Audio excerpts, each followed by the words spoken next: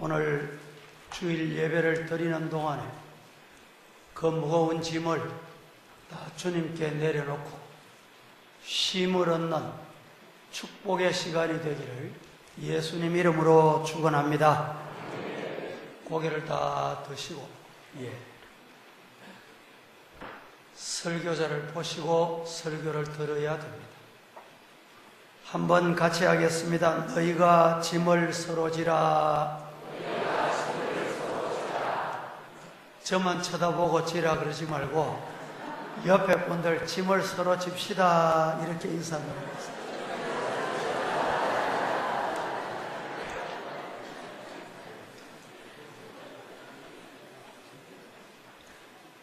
현대 사회는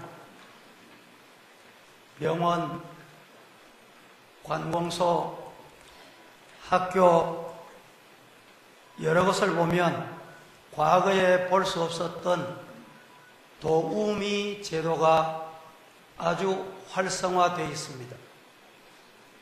그래서 오늘의 시대를 도우미 시대라 이렇게 부르는 이도 없지 않습니다. 작은 것이지만 서로 도우며 살아간다는 것은 참으로 아름답고 복된 일입니다. 하나님께서 우리를 만드실 때 그렇게 또 만드셨습니다. 하나님께서 아담을 지으시고 홀로 독처하는 것이 보기 좋지 않아 그의 갈비뼈를 뽑아 그의 부인 하와를 만드셨습니다. 홀로 독처하는 것이 좋지 못해서 하나님께서 하와를 만드셨다. 이것이 창세기의 시작입니다. 그런데 최근에 우리 사회는 밥도 혼자 먹어서 혼밥이다 이런 말을 하고 혼자 산다 이래서 혼족이다 뭐 이런 말을 많이 쓰기도 하는데 그게 현실을 반영하는 좋은 표현인지 아니면 사회를 정말 그렇게 이끌어 가버리는지 혼돈이 될 때가 있습니다. 아무튼 성경은 홀로 있는 것, 독처하는 것이 좋지 못해서 하나님이 짝을 주셨다. 하와를 지으실 때 하나님은 돕는 배필로 지으셨습니다. 물어봅니다. 어떻게 지으셨다고요? 대답을 잘 해주셔서 감사합니다. 그런데 최근에 이런 중요한 메시지가 많은 사람들에게 왕래됩니다. 내용인즉 남편은 아내는 남편을 배우자 이렇게 부릅니다. 남편이 아내를 남편을 뭐라고 불러요? 크게 해보세요. 뭐라고 불러요? 남편은 아내는 남편을 배우자 이렇게 말합니다. 이 말은 남편은 아내에게 아내는 남편에게 배우라.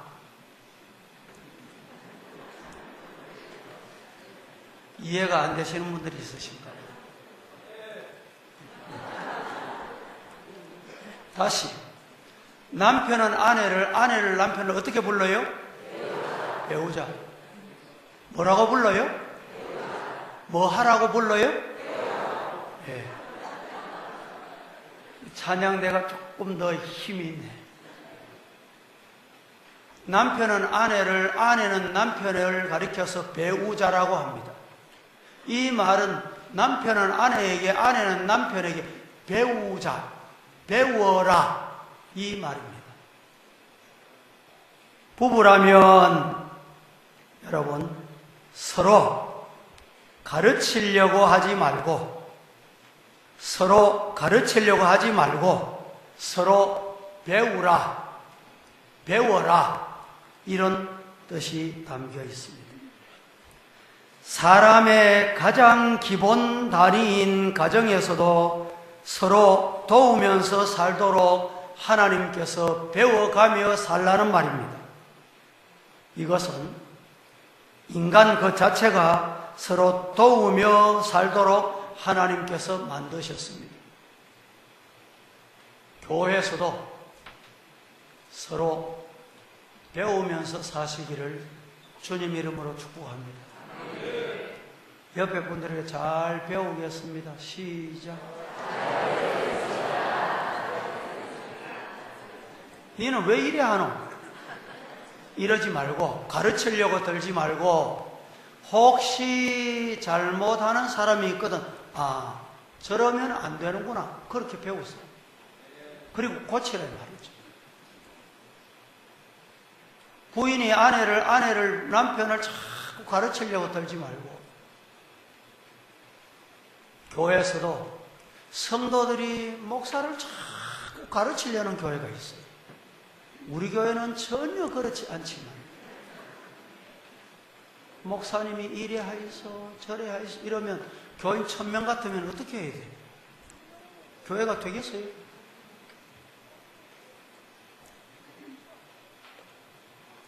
어디 부부뿐이겠습니까?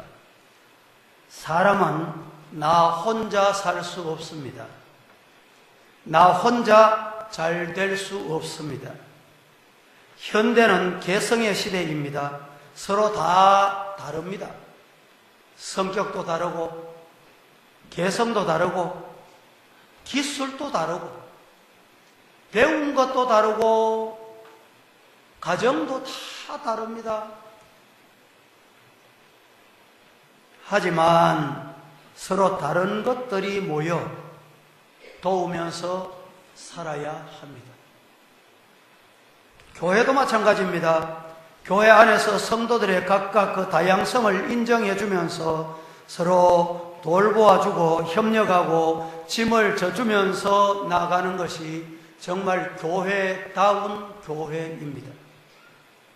특별히 서로의 짐을 져주면서 살아가야 하고 서로의 아픔과 어려움을 나누고 격려하면서 살아가는 것이 신앙의 세계입니다.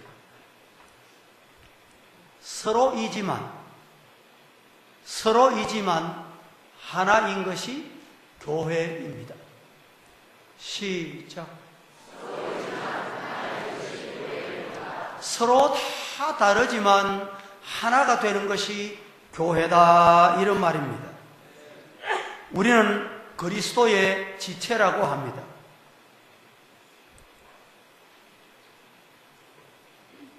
모양과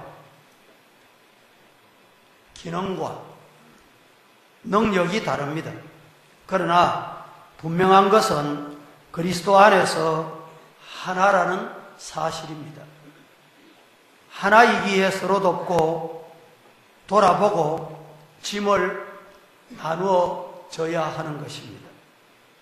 오늘 본문 2절에서 서로의 다양성을 인정하면서 이제 서로 안에 있는 짐을 나누어질 것을 말씀합니다. 2절.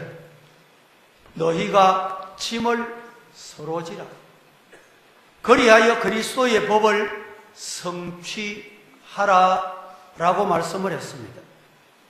오늘 말씀은 우리 성도들이 서로 돌보고 짐을 지는 삶이 무엇인가, 무슨 짐을 서로 져야 할 것인가 말씀을 드려보겠습니다.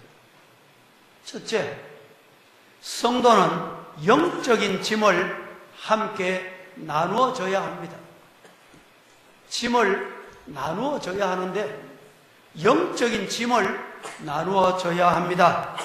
2절 말씀을 같이 한번 봉독하겠습니다. 다 함께 시작. 너희가 짐을 서로 지라. 그리하여 그리스도의 법을 성취하라. 너희가 짐을 서로 지라. 그리해서 서로 짐으로 그리스도의 법을 성취한다, 이룬다, 이런 말씀입니다. 여기에 짐이란 바로스, 헬라말로 바로스라고 합니다. 바로스라는 말은 아주 무거운 짐, 이런 뜻이 담겨 있습니다. 혼자 지기에는 과중한 짐을 바로스라고 합니다. 이러한 짐은 혼자 지는데 한계가 있습니다. 오래도록 지고 갈 수 없는 짐을 말합니다.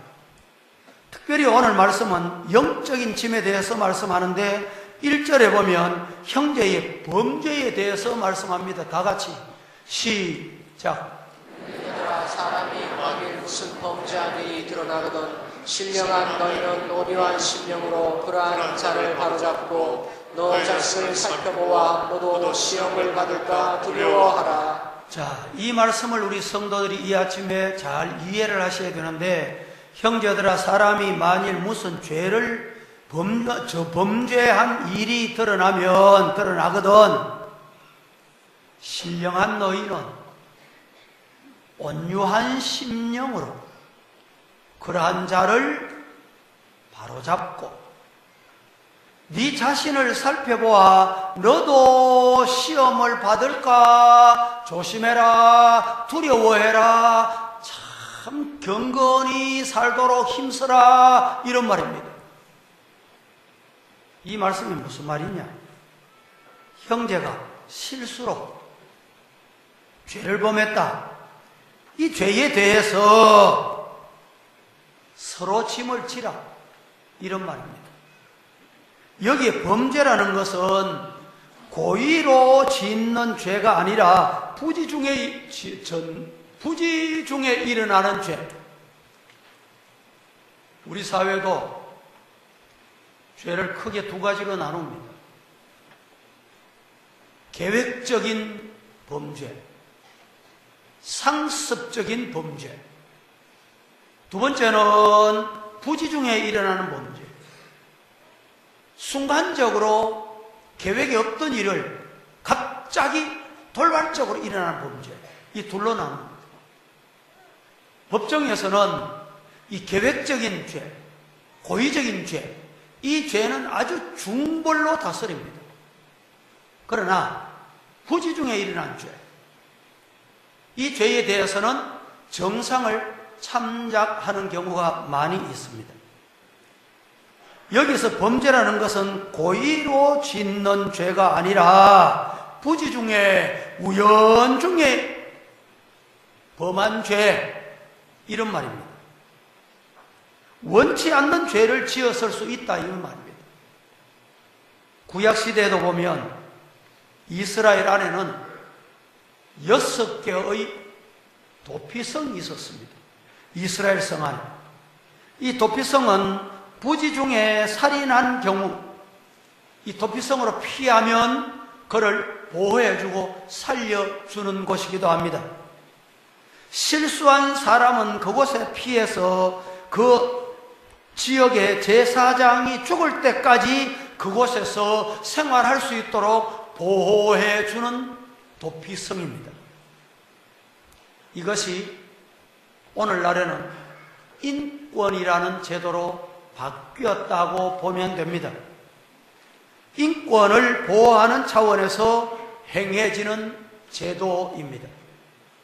과거에는 우리나라도 인권은 생각지도 못했지만 최근에 와서는 인권이 아주 강화되었습니다.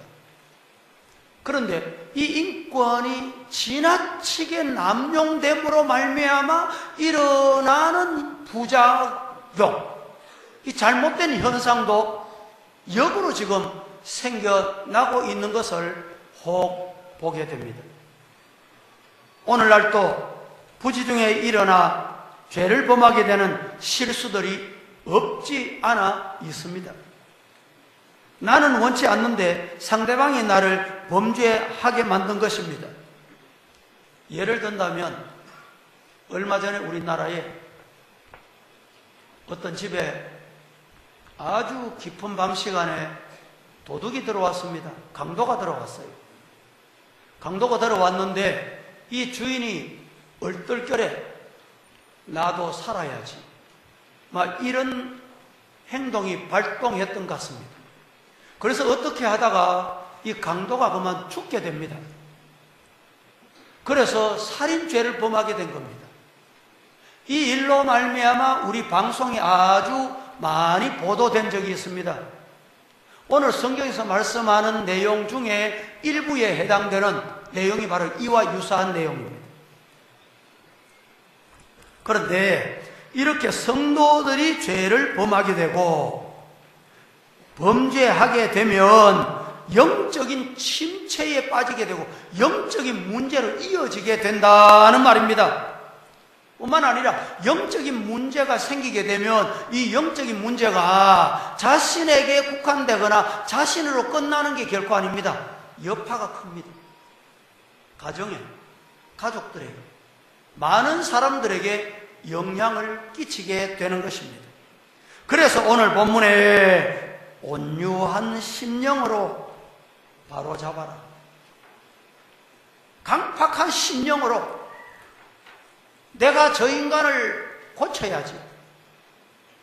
내가 회개하게 만들어야지. 이럴 때는 온유한 심령이 아닙니다.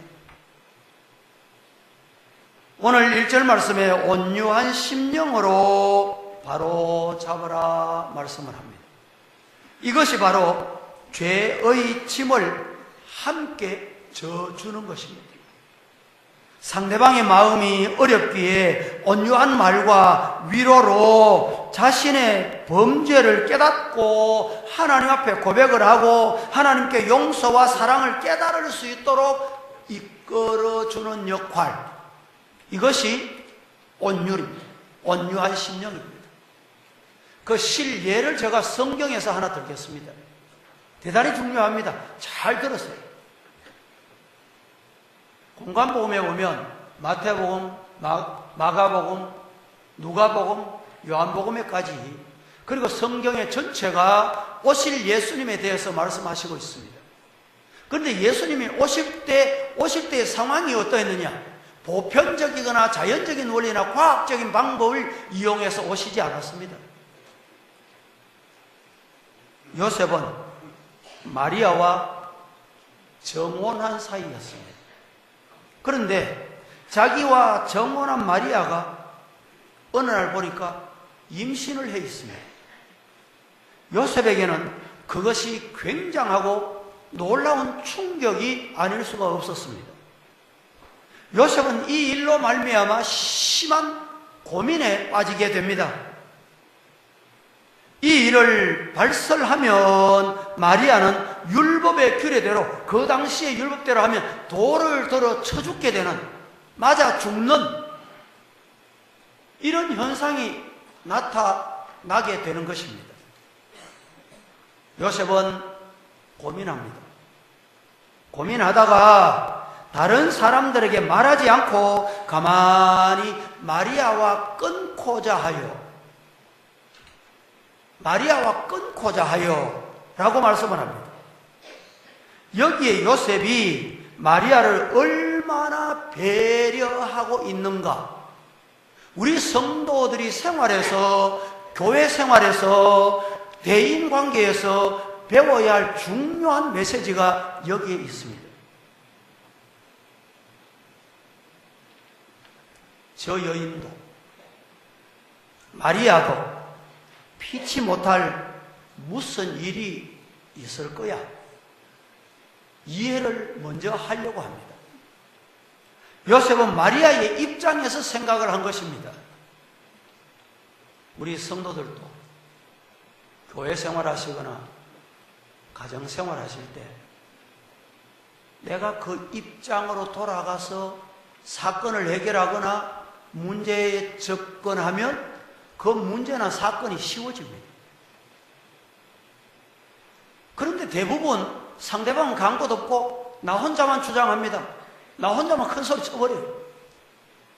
그러다가 문제는 어디 가고 감정이 더 도출되어서 감정 싸움으로 번져버리는 경우가 많습니다. 요셉은 마리아의 입장을 생각했던 것 같습니다. 그리고 자신도 나름대로의 책임을 공감하게 됩니다. 이것이 바로 짐을 나누어지는 것입니다. 나도 힘든 부분이 있지만 상대방을 배려하면서 나도 책임을 느끼고 같은 마음으로 온유한 심정으로 문제를 풀어가려는 자세, 이것이 바로 짐을 나누어지는 것입니다.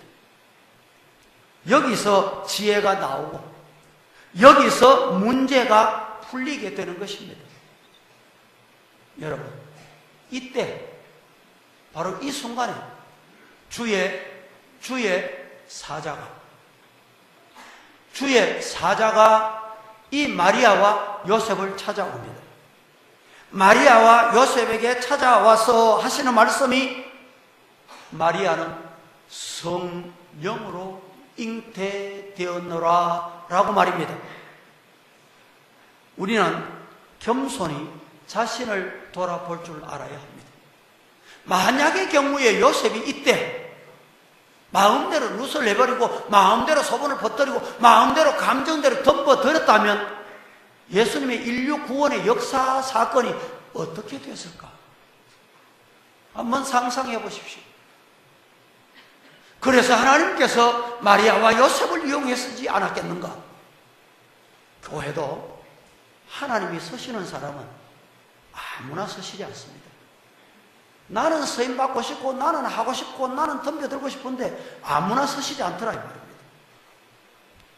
요셉과 마리아와 같은 사람을 하나님이 쓰십니다. 그래서 우리 성도들은 개인의 짐이나 가정의 짐이나 영적인 짐을 접근을 할 때 따라하십시다. 온유한 심령으로. 어떻게? 그렇죠. 온유한 심령으로. 주님을 접근하고 주님을 만나면 주님께서 그 문제 해결해 주실 줄로 믿습니다. 이런 믿음이 성도들의 믿음이어야 합니다. 우리가 부르는 찬송 337장 찬송에 보면 아주 가사가 너무너무 은혜로운 가사로 되어 있습니다. 내 모든 시험 무거운 짐을 주 예수 앞에 아뢰이면 근심에 쌓인 날 돌아보사 내 근심 모두 맡으시네. 무거운 짐을 나홀로 지고 견디다 못해 쓰러질 때 불쌍히 여겨 구원해 줄 이 은혜의 주님 오직 예수님, 이런 심정으로 접근해라 이 말입니다. 이 찬송 한번 불러보십시오. 다 함께.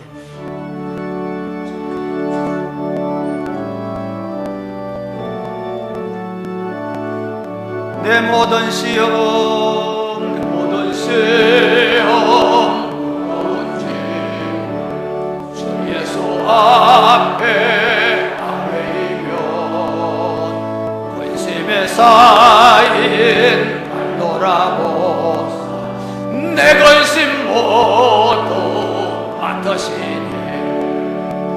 무거운 짐을 나 홀로 지고 견디다 못해 쓰러질 때 불쌍히 여겨 보내준 은혜의 주님 오직 이절 내 모든 괴로움 닥치는 환난 주 예수 앞에 아뢰이면 주께서 친히 날 구해주사 넓으신 사랑 베푸신다. 무거운 짐을 나 홀로 지고 견디다 못해 쓰러질 때 불쌍히 여겨 구원해 주니 은혜의 주님 오직 3절합니다. 내 짐이 점점 무거워질 때 주 예수 앞에 아뢰이면 주께서 친히 날 구해주사 내 대신 짐을 져주시네. 아멘. 무거운 짐을 나 홀로 견디다 못해 쓰러질 때 불쌍히 여겨 구원해줘 은혜의 주님 오직 예수. 할렐루야. 그래서 우리는 항상 자신의 얼굴을 보는 거울만 볼 것이 아니라 세상의 거울을 볼 수 있어야 합니다.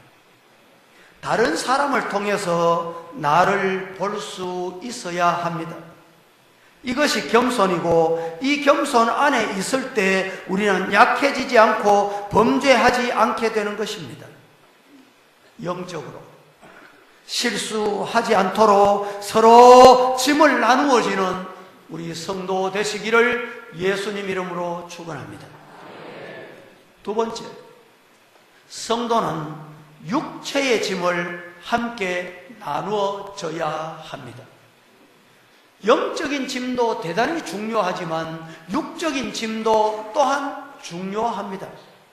오늘 본문 3절 4절 말씀 같이 한번 봉독합니다. 만일 시작. 만일 누가 아무것도 되지 못하고 된 줄로 생각하면 스스로 속임이라. 각각 자기 일을 살피라. 그리하면 자랑할 것이 자기에게는 있어도 남에게는 있지 아니하리니.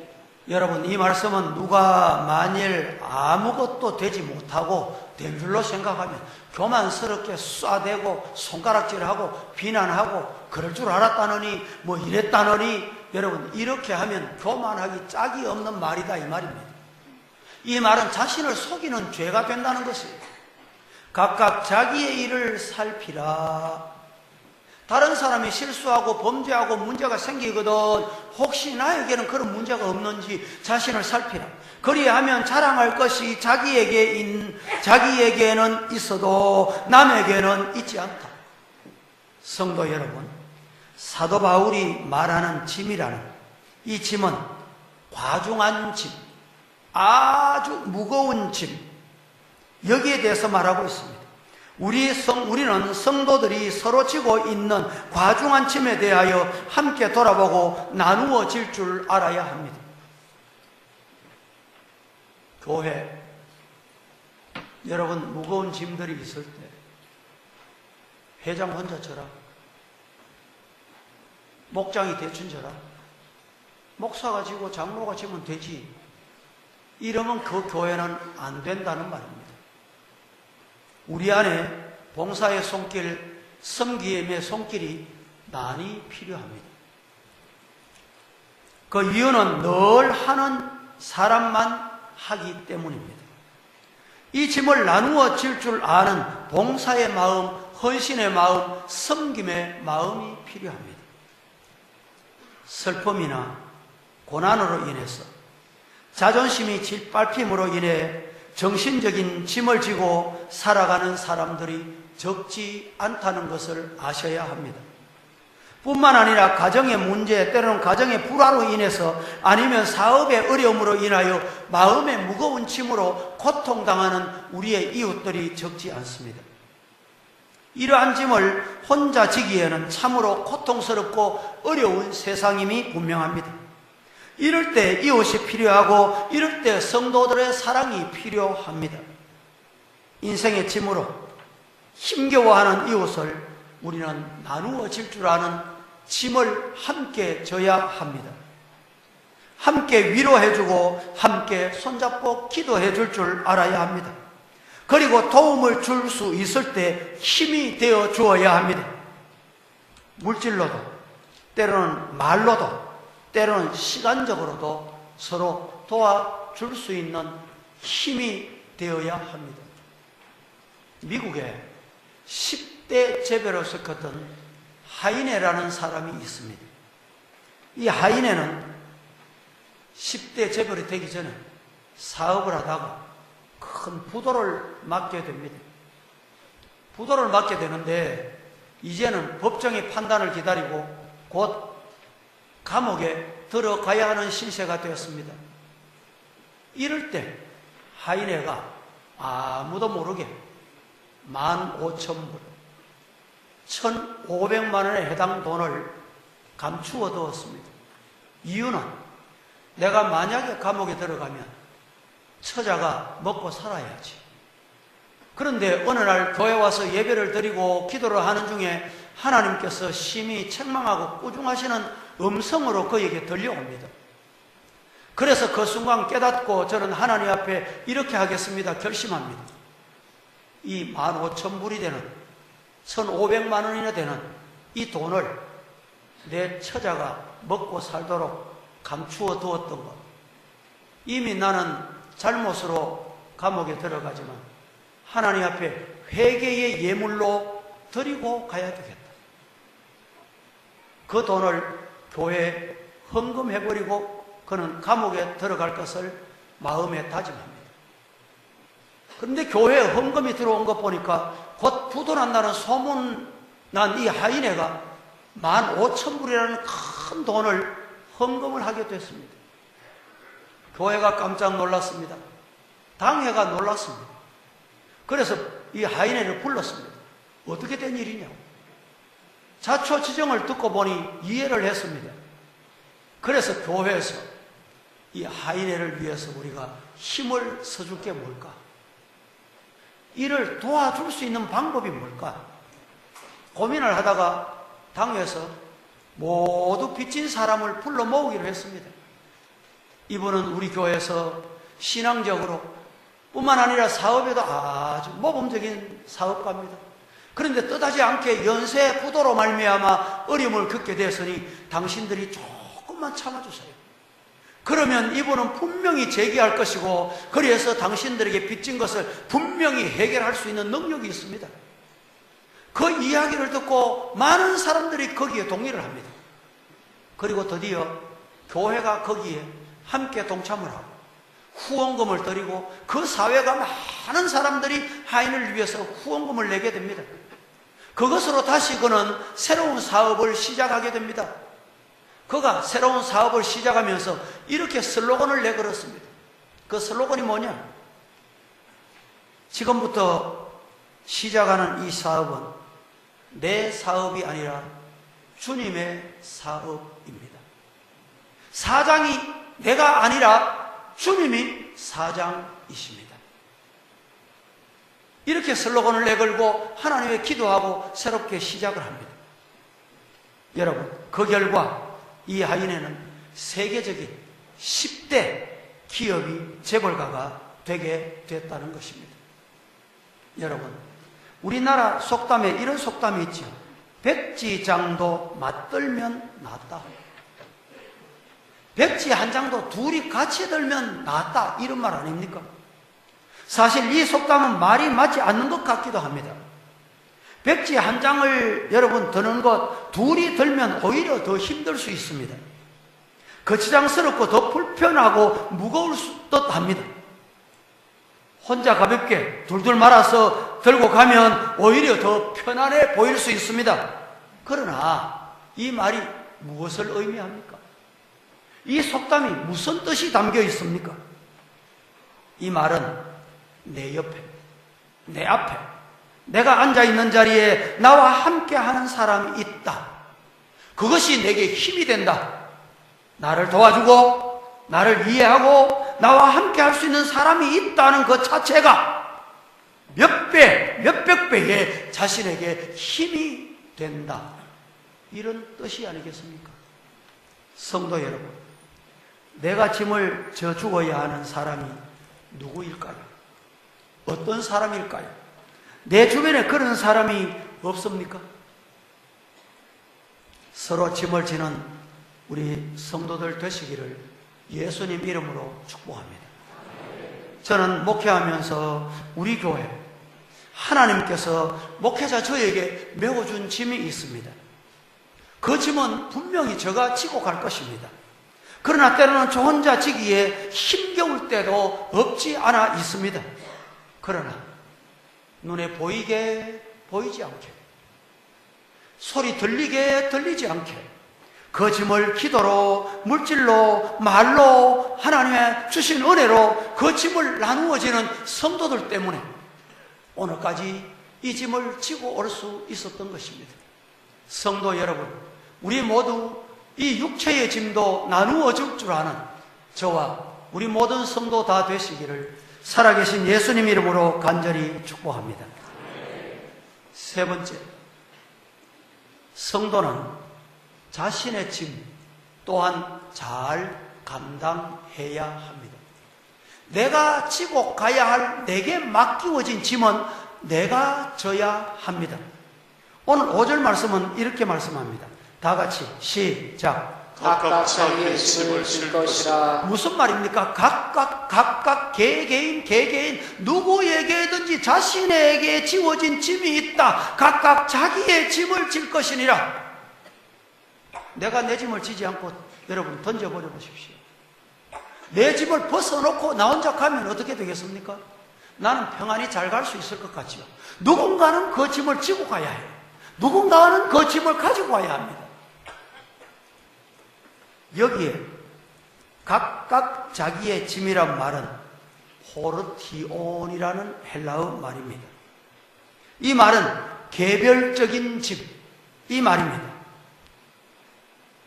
말하자면 남의 일에 신경 쓰지 말고 자신에게 지워진 짐, 내 어깨에 메워진 짐, 이 짐을 잘 지고 가거라 이 말입니다. 그렇습니다. 자신의 일에 충실하고 책임을 다하면 남의 것에 지나치게 간섭하지 않고 판단하지 않는다라는 말입니다. 사실 그렇습니다.